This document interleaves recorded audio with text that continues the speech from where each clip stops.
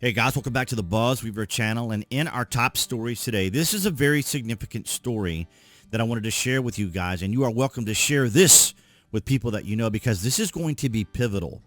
This is something that's going to be unfolding over a period of weeks and months.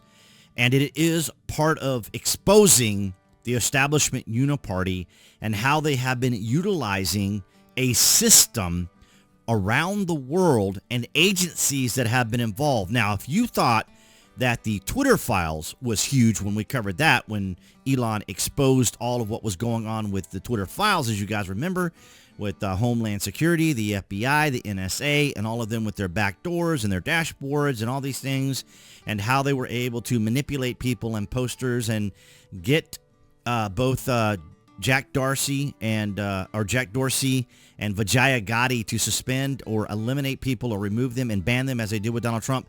This is going to be huge. So relax, get comfortable, spend a few moments with me. I may speed read through some stuff, skip speed read through some of the stuff, but I want to start it off with regular mainstream media, because I want you to see how this is being painted by the left and the Democrats, and then I'm going to have you listen to some very critical information. So first off, let's see from everyone's favorite place, CBS News.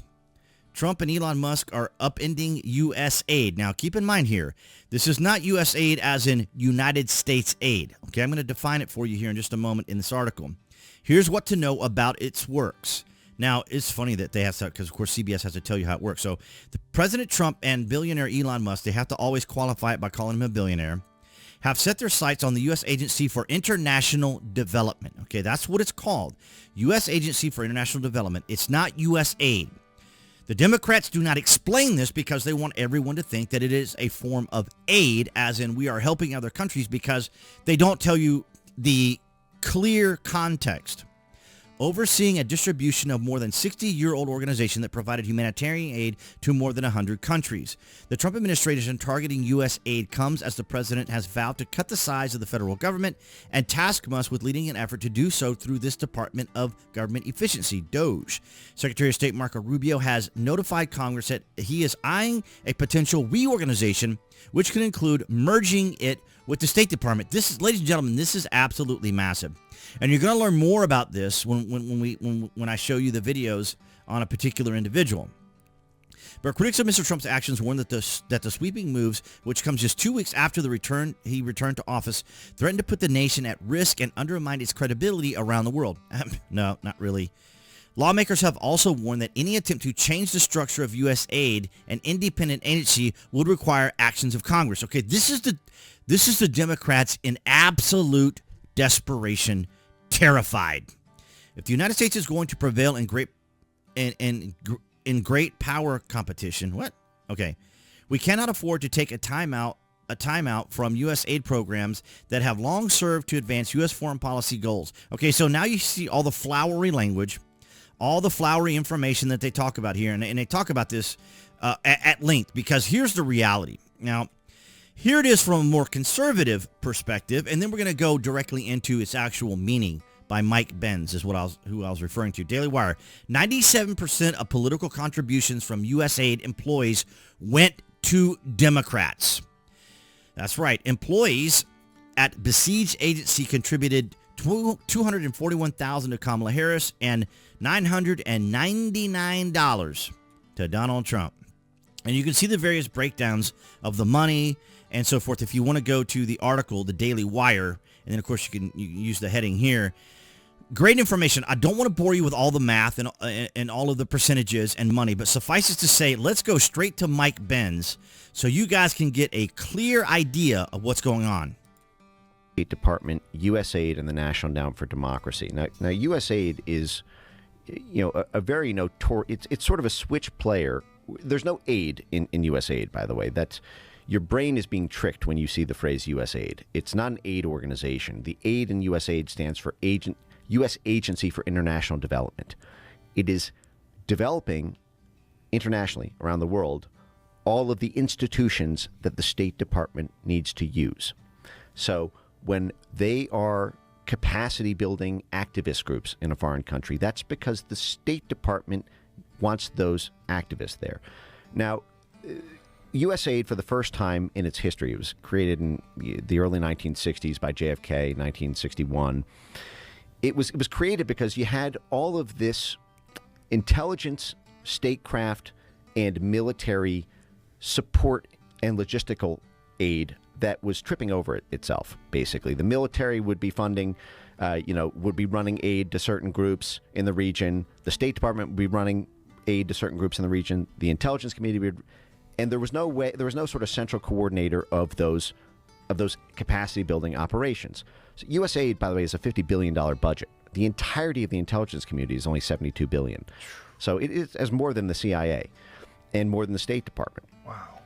And aid is basically USAID is effectively a switch player to assist the Pentagon with on the national security front, to assist the State Department on the national interest front, or to assist the intelligence community on a sort of clandestine operations front. So State Department. So you can see how important this is to Democrats, because this is basically what's known as the name just went out of my head, fomenting unrest, as it were. And some of these agencies and departments and others fund individual leaders in different countries to lobby and pander to Democrats.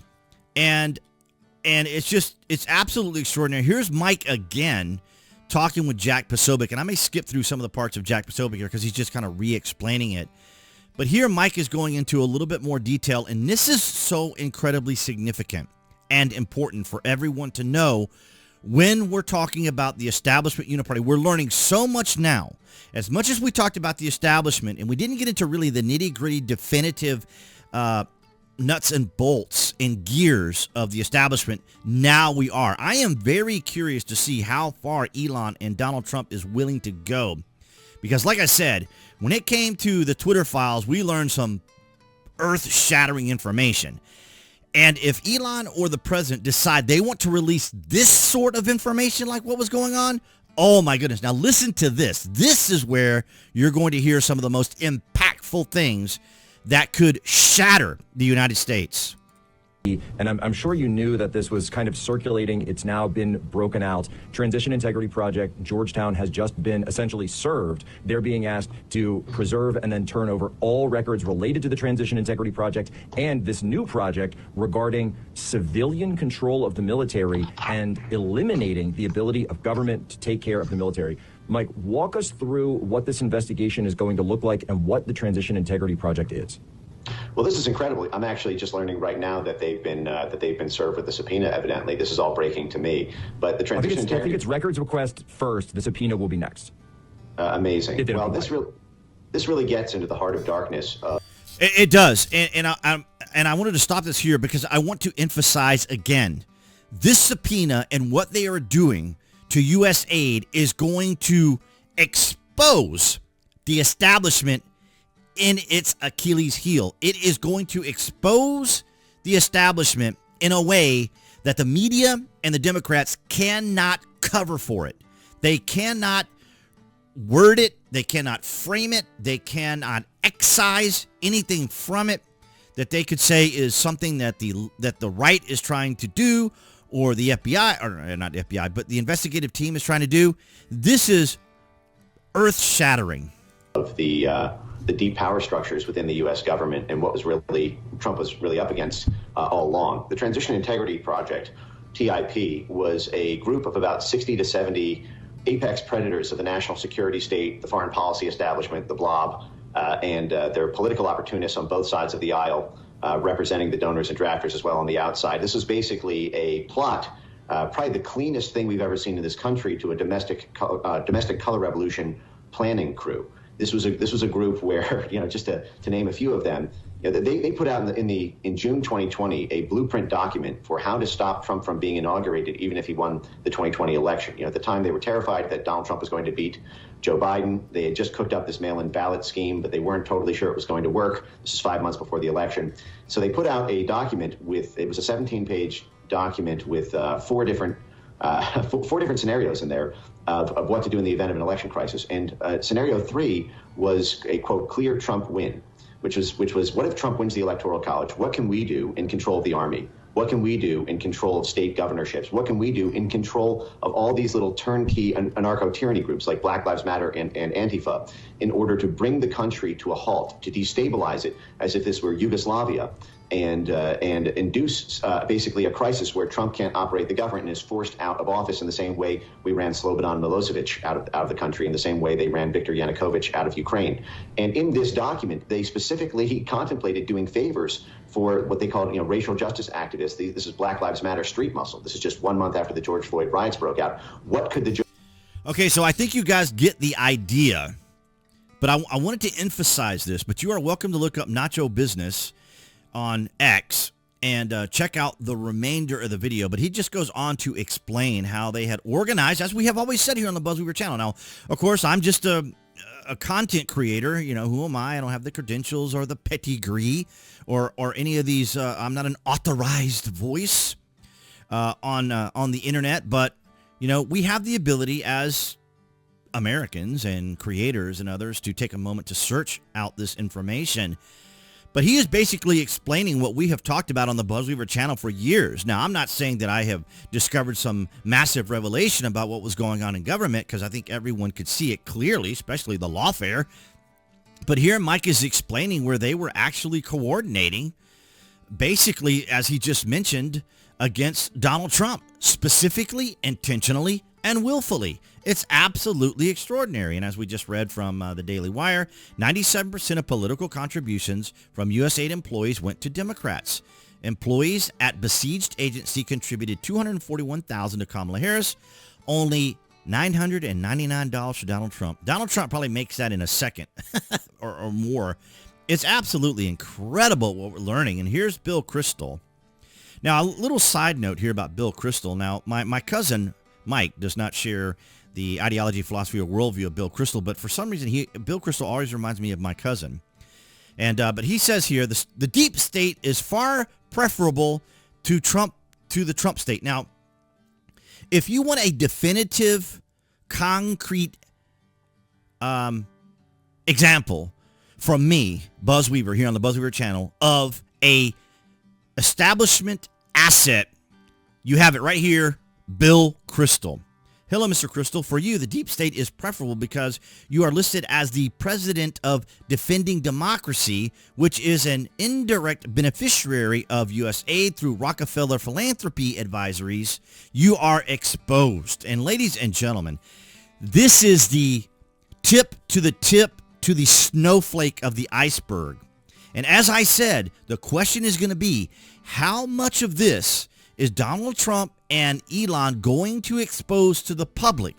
Because this will gut the Democrats in a painful way that will come nowhere near the smears, derisiveness, lawfare that they were doing against Donald Trump. This will be definitive, concrete evidence that people will be able to see of how the establishment works. This is still very early in the game. This information is just now coming out. We're just now learning information about it. But Donald Trump is on fire. And here's the graph that tracks all of what this individual is saying to Bill. And it's absolutely extraordinary what we're going to learn here. And here is Caroline Levitt just exposed USAID by laying out exactly what taxpayers' money is being wasted on. You're watching live coverage. Through USAID over the past several years, these are some of the insane priorities that organization has been spending money on. $1.5 million to advance DEI in Serbia's workplaces, $70,000 for a production of a DEI musical in Ireland, $47,000 for a transgender opera in Colombia, $32,000 for a transgender comic book in Peru. I don't know about you, but as an American taxpayer, I don't want my dollars going towards this crap, and I know the American... And that's, like I said, it's the snowflake to the tip of the iceberg of the information that they can reveal about this. And it is absolutely going to be a bombshell nuclear explosion on the Democrats. It is, I can't emphasize this enough, but I want to thank everybody here on YouTube for your guys' continued support, Your likes, your shares, and your comment are huge to this channel and for this content. And in 2025, I am really hoping that things are going to change for us as creators, as conservative creators, or as I am a conservative creator. I don't know about others. I've heard that Tim Pool is actually now, his shows are now being posted on the generic load for YouTube. So when you go on YouTube with a generic computer or a brand new computer, whatever, his content is now at the top, and that's because of because of his reach and so forth. But for small channels like mine, liking and sharing and commenting and engaging with the content, especially like community posts and so forth, it really helps the algorithm, because now it's all about algorithm. As I told you guys, it's not even about SEO anymore and that sort of thing. It's what the algorithm sees, a satisfaction rating, as it were. So, and it's insane the things that YouTube is asking content creators to ask you guys. That's you guys, to engage with the content. And that is like comments and likes and these sorts of things, because of the way the new algorithm works. So all these things are going to play a pivotal role. It's really extraordinary how these changes are taking place. But I do thank all of you guys for your continued support, especially everybody across NewTek. That's BitChute, Rumble, and Odyssey. And of course, below this video, you can find the various social media links that I belong to. That would include X, as it were, here as well. And, of course, others like 𝐀𝐦𝐚𝐳𝐬𝐿 and Minds are some of the other sites that I have on there, so you guys can follow me on there. But, of course, as I said, your likes, your shares, and your comments play a gigantic role in helping out the channel. And I appreciate all of what you guys do. And, of course, just the general activity that I've been trying to produce and bring out here on YouTube. And of course, my still struggles with TikTok. I'm doing some experimenting there, and even with Instagram. So I'm kind of just trying to see what all can happen. But your guys' participation has been really great. I really appreciate everything that you guys have done. Don't be surprised by additional content or other things. So if you do click the like button, or I'm sorry, if you do click on the avatar and subscribe and select notifications, you may be getting more notifications than you would normally get. And that's a concern of mine, because I don't want you to feel overwhelmed by it. But it's so critical right now for us as YouTube creators, especially a small channel like mine. But you guys have been amazing, and I'm looking forward to a very positive, interesting, fascinating, groundbreaking 2025. And appearing there on the screen, as I just mentioned, is the channel icon. You guys can click on that to subscribe, as well as to select notifications. That way you know when there's content here on the channel. And I'll see all you guys in the next video.